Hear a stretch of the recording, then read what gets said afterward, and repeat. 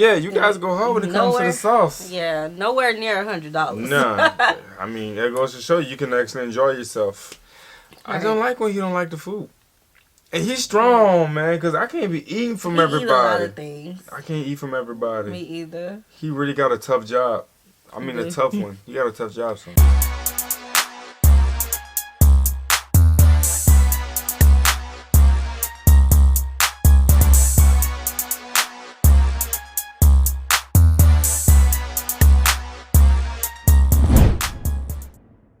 What's good, y'all? It's the Demouchet REACT, and we're back with another video. Who we got today, C? Today we're back with another American reaction. Super excited about this video, guys. If you're new to us and we're new to you, make sure you scroll down, hit that subscribe button, and turn on the post notification bell because we're on the road to 100K. And we cannot get there without you guys, all right? Join the family. Without further ado, let's get into the video. Let's get it. Good day and welcome to the Philippines and back to the second channel. Twice the fun, half the effort. Actually, today it might even be 1/3 of the effort. That is the least amount of effort so far. But it's going to be 10 times the cash because today I'm going to attempt to spend $100 on street food here in Manila. Right now we are in Quiapo Market. These alleyways, they are packed with people doing business, with rallies, with people eating street food. So I'm excited. It feels good to be back in the Philippines. Let's get it. Hey, we got some good food though. Oh, I'm with Margie, and this is our first food. Margie, can I take a look? This is miswa soup. Chinese soup. A Chinese soup. You look inside, it looks like white vermicelli noodle. This looks fantastic. I'm hoping this is going to cost $9, $10, $11, because then I only need to eat 10 foods to get to 100. She starts by putting in a meatball, and she puts in an egg, and then it's time for this soup. The soup smells very savory and delicious, like some ramen noodle seasoning in there. She puts in the rice noodle, drapes that on top. So here, I'm going to put some fried garlic on here, and then chili oil. Oh, this looks deadly. And a little bit of pepper. How much is this? 40 pesos. Oh, this is going to be really hard. So, come take a look one more time. I'm mixing in some of that chili oil. You can see the fried garlic is becoming less crunchy, so I got to eat it soon. Want to go for it? Oh, that's very spicy. The noodles, they're so thin, it almost tastes like an egg drop soup. The reason it's so thick is because of some egg, some cassava flour. Next, I'm gonna grab this meatball. That looks steamy and hot. I gotta be very careful as I take this down.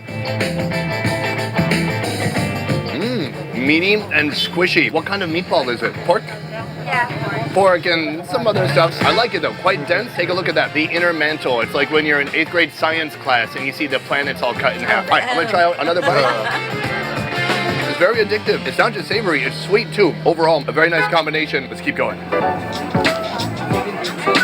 Hello, ma'am. Could I please have the sotanghon soup? This is my first time trying some of these noodles and different types of dishes here. She starts with a glass noodle, a little bit of cabbage, and a whole egg in there. And then, if that wasn't good enough, then she puts on the broth. And that broth is orange and beautiful. Thank you so much. We'll be back to pay in a couple of days. Hey, look, if you stand up straight, you can have a free haircut. Right here we have a dish that's a bit more Chinese inspired than some of the things I've tried so far in the Philippines. 99% of the things I eat in the Philippines are usually pork or a pork broth, but this is beef. There's a smattering of vegetables inside, and that's a fresh egg. The glass noodles, even alone, looked incredible. I'm gonna scoop up some of those noodles here. Oh, it's very delicious. It's quite orange, but it doesn't taste orange. And then you ask yourself, well, what does orange really taste like anyways?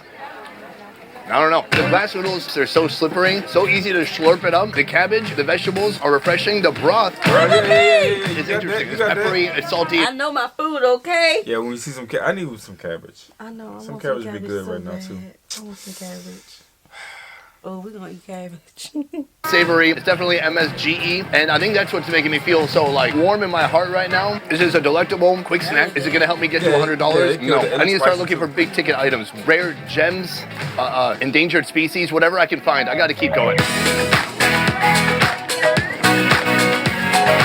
We've come to a new neighborhood now. We are in Divisoria, and I found a food I've never seen before in the Philippines or elsewhere. It's 2 different types of mashed potatoes, and the purple one, I'm told the color is natural. One order of this. So it's some of the purple potato and some of the white potato. So you're gonna top that with margarine, actually, and then condensed milk. So a little bit of fat, a little bit of sugar on top of the potato. I'm trying to get the potato, the margarine, and the sugary condensed milk. Here we go. One big bite. 35 people watching me. Super normal. Oh, That's quite good. The potato, it's already sweet. It's like a sweet potato. The texture of the sweet potato, it's not like a typical mashed potato. It's got some chew to it. What is the purple thing? I'm very into this. I didn't know potatoes could be a dessert like this. This is incredible. It's very nice. This, 20 pesos, less than half a dollar. It's not helping me get to my goal, but it is delicious and a brand new discovery for me here in Manila. Let's keep moving. Oh, okay, so we have come to a different street. We stumbled upon this. I actually smell... You out here cooking purple potatoes? Well, they grow it. And it comes out purple? Yeah, that's just like What other potato? Red potatoes, but that's the skin though. yeah. I'm talking. But we have our sweet potatoes. Okay, it's it's a little orangey.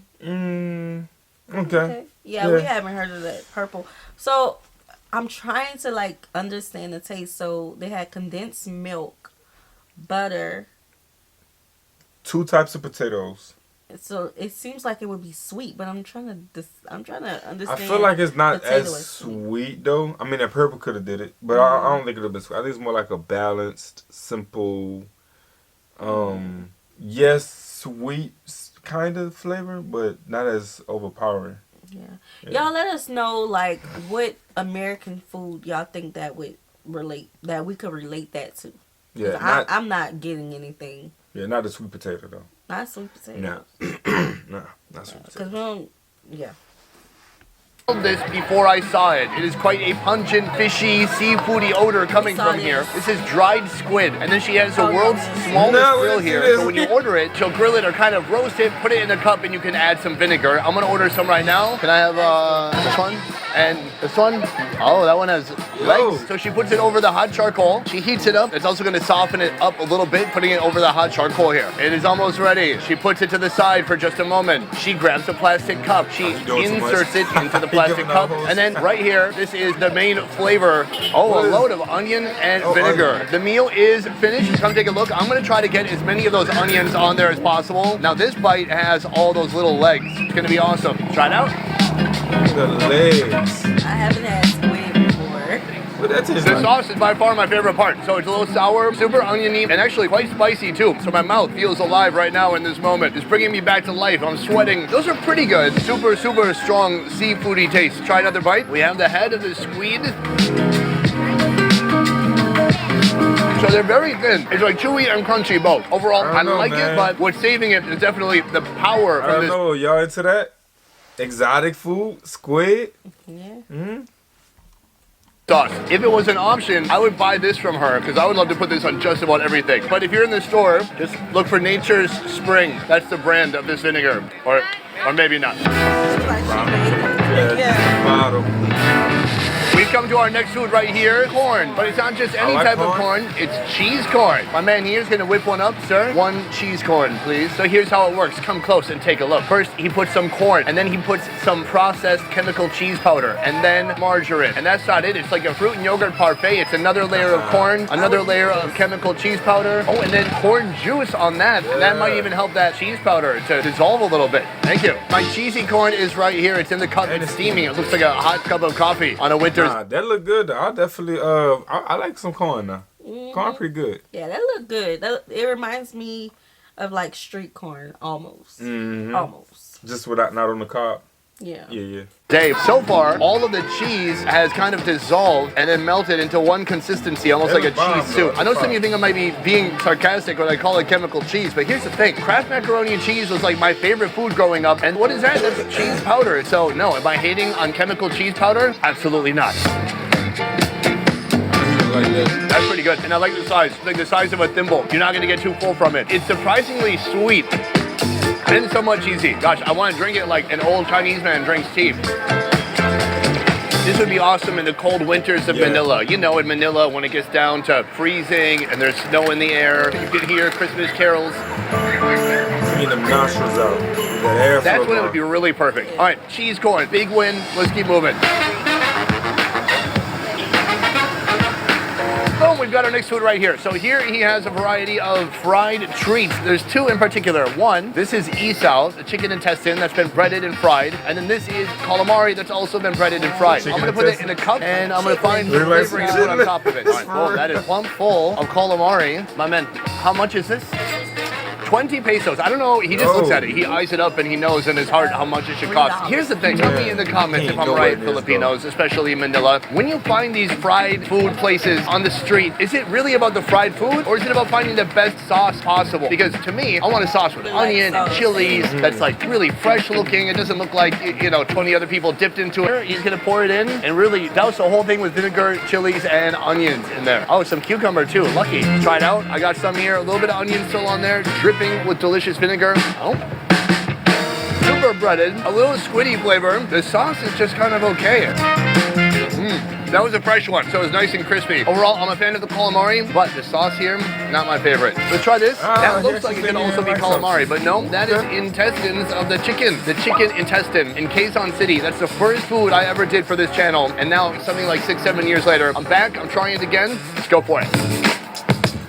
Woo, I've had better. A little gamey, a little questionable. There's nothing wrong with chicken intestines in general, if prepared properly and cleaned properly. This chicken intestine tastes awful. I'm not sure what's up with it. I'm not gonna take another bite. That's gonna be an end for me on this cart. I want you to know I wasn't just talking crap about the sauces. I love this kind of vinegar so much with all the onions in there. Ma'am, hello, how are you? Can I buy this? Yeah. How much? 200. So I can buy this for 200. I am literally flying to Vietnam tomorrow, and I'm gonna take this with me in my suitcase, and it's gonna be awesome. So I'm gonna land and just find vinegar inside all my clothes. Yep. We have come to our next location. He is frying some internal organs of the cow, including from the mammary glands of the cow. He's cut these down. He's giving me a toothpick, and he's gonna spray it with some sauce. Oh, that is full of chilies and vinegar. Sir, what is your name? Mark, sir. Mark? Yes. Is this your recipe? Yes, sir. And how long have you been here? Almost 8 years. So I it think looks you have like to a go- lot of these guys are basically making their own recipes, like Yeah, especially yeah. you know what I'm saying, and nothing wrong with that because of course we like to make our food from scratch. So when we cook it up, if it tastes good, it tastes good. You feel me? Yeah. So it seems like when we make a Filipino dish on the family channel, like with them, we're gonna have to make a vinegar sauce on the side, so it can be authentic. Oh yeah. You gotta have that drippy. Okay. Gotta have that sauce. Loyal fan base, people who keep coming back to try this over and over again. We've just been here for a short time, and he can hardly keep up with everybody ordering. Mark, salamat. Thank you. Mark just made his great escape. It turns out his restaurant is also a bicycle. So right after I ordered this, he just biked away. So now I don't have to taste it in front of him and worry about his judgment. I'm gonna give it a smell. The vinegar is doing its best, but it is hard to cover up how pungent and gamey this meat is. Let's go for it.